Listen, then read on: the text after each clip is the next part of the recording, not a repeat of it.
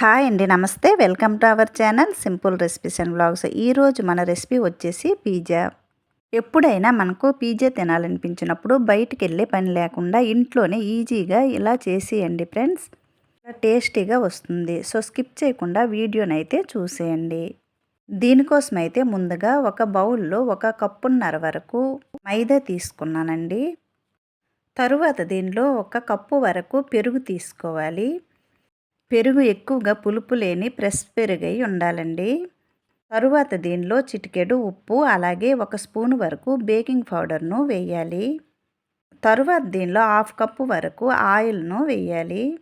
అలాగే దీంట్లో 1 స్పూన్ వరకు పంచదారను వేయాలి. పంచదార పూర్తిగా ఆప్షనల్ అండి. పంచదార వేయటం వలన మంచి కలర్ వస్తుంది.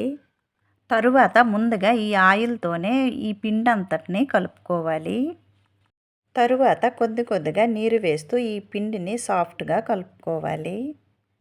తరువాత ఈ పిండి పైన మూత పెట్టి కొద్దిసేపు రెస్ట్ ఇద్దామండి.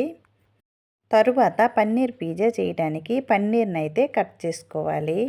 అలాగే ఉల్లి, క్యాప్సికమ్ను కట్ చేశానండి. ఈ పన్నీర్ను ఒకే సైజులో ఉండేటట్టు కట్ చేసుకోవాలి. ఇక్కడైతే నేను సన్నగా పొడవుగా కట్ చేసుకున్నానండి. ఈ పన్నీర్ పిజ్జా చాలా టేస్టీగా వచ్చింది. ఒకసారి మీరు కూడా ట్రై చేయండి ఫ్రెండ్స్. తరువాత ఈ కట్ చేసుకున్న పన్నీర్ను ఒక బౌల్లో వేసుకుందాము. తరువాత ఈ పన్నీర్లో 1/2 స్పూన్ వరకు ఉప్పు, అలాగే 1/2 స్పూన్ వరకు పసుపు, 1/2 స్పూన్ వరకు కారం వేయాలి. అలాగే దీనిలో 1/2 స్పూన్ వరకు చాట్ మసాలా, 1/2 స్పూన్ వరకు మిరియాల పౌడర్ను వేసానండి. తరువాత దీనిలో కొద్దిగా నూనె వేసి ఇవన్నీ బాగా పన్నీర్ ముక్కలకు పట్టేటట్టు కలుపుకోవాలి. తరువాత ప్రాసెస్లోకి అయితే వెళ్ళిపోదామండి. ముందుగా మనము కలిపి ఉంచుకున్న పిండి ముద్దను తీసుకోవాలి. చూడండి, పిండి ముద్ద అయితే స్మూత్గా వచ్చిందండి. ఇక్కడ నేను తీసుకున్న పిండికైతే 3 పిజ్జాలు వచ్చాయి. ఇది చేసేటప్పుడు కొద్దిగా పెద్ద పిండి ముద్దను తీసుకోవాలి. తరువాత ఎలా చపాతీలు చేసే పీట పైన ఈ పిండిని ఒత్తుకోవాలి. పొడి గోధుమ పిండి కానీ లేదంటే గోధుమ రవ్వ కానీ వేసి దానిపైన ఈ పిండి ముద్దను వేసి ఇలా చేత్తో కానీ లేదంటే చపాతీ కర్రతో కానీ ఇలా స్ప్రెడ్ చేసుకోవాలి. తరువాత మనం ఏ ప్లేట్లో అయితే పిజ్జా చేస్తున్నామో అదే ప్లేట్లోకి ఈ పిజ్జాను వేయాలి.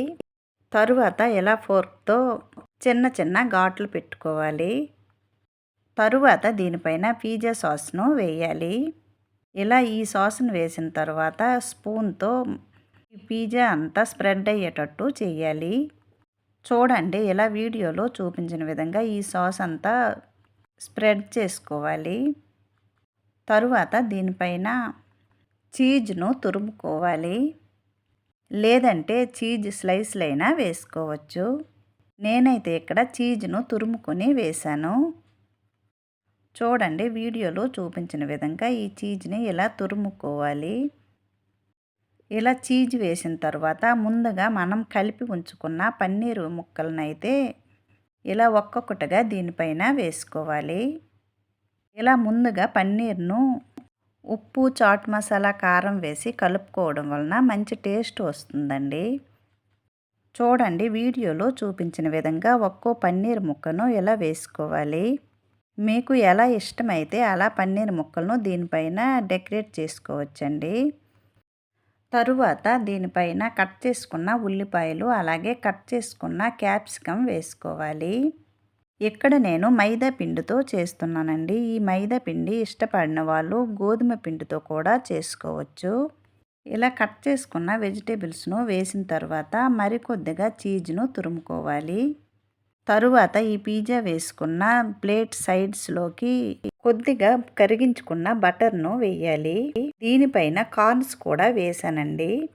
ఈ కార్న్స్, బటర్ వేయటం స్కిప్ అయిందండి. ఇలా ఇవన్నీ వేసిన తరువాత స్టవ్ పైన ముందుగానే ఒక మందపాటి పాత్ర పెట్టుకోవాలి. దీనిలో కొద్దిగా ఉప్పు వేసి ఒక స్టాండ్ పెట్టుకోవాలి. మనం ఈ పిజ్జా రెడీ చేసేలోన ఈ పాత్ర అయితే కొద్దిగా వేడెక్కుతుంది. ఓవెన్ లేకపోయినా ఇంట్లోన ఇలా ఈజీగా ఈ మందపాటి పాత్రలోనైనా ఈ పిజ్జాను రెడీ చేసుకోవచ్చు. ఇలా కూడా చాలా బాగుంటుంది. ఇలా చీజ్ అంతా తురుముకున్న తర్వాత మనం ముందుగానే స్టవ్ పైన పాత్ర పెట్టాం కదండి. చూడండి వీడియోలో చూపించిన విధంగా ఇలా స్టాండ్ పెట్టి ముందుగానే రెడీ చేసుకున్న పిజ్జా ప్లేట్ను ఈ స్టాండ్ పైన పెట్టి మూత పెట్టి లో ఫ్లేమ్లో దీన్ని కుక్ చేసుకోవాలి. ఇలా మూత పెట్టి 10 నిమిషాలు బేక్ చేసిన తర్వాత ఒకసారి చెక్ చేసుకోవాలి. ఇలా మధ్య మధ్యలో చెక్ చేస్తూ ఈ పిజ్జాను 20 నిమిషాల పాటు బేక్ చేసుకోవాలి. 20 నిమిషాల తర్వాత చూడండి ఎంతో టేస్టీగా ఉండే పిజ్జా అయితే రెడీ అయ్యింది.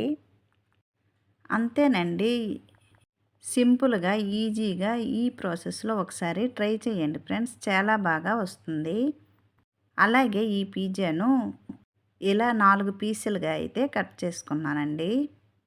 చూడండి మంచి ఫ్లేవర్తో టేస్టీగా వచ్చిందండి ఈ పిజ్జా అయితే. మీకు ఎప్పుడైనా తినాలనిపించినప్పుడు ఈ ప్రాసెస్లో ఒకసారి ట్రై చేయండి ఫ్రెండ్స్, చాలా బాగా వస్తుంది. అలాగే కొత్త వాళ్ళు ఎవరైనా ఈ ఛానల్లోకి వచ్చినట్లయితే ప్లీజ్ సబ్స్క్రైబ్ చేయండి ఫ్రెండ్స్. అలాగే ఈ రెసిపీ నచ్చినట్లయితే లైక్ చేయండి, షేర్ చేయండి. ప్లీజ్ ఈ ఛానల్ని సబ్స్క్రైబ్ చేసి సపోర్ట్ చేయండి. మరో మంచి వీడియోతో మళ్ళీ కలుద్దాం.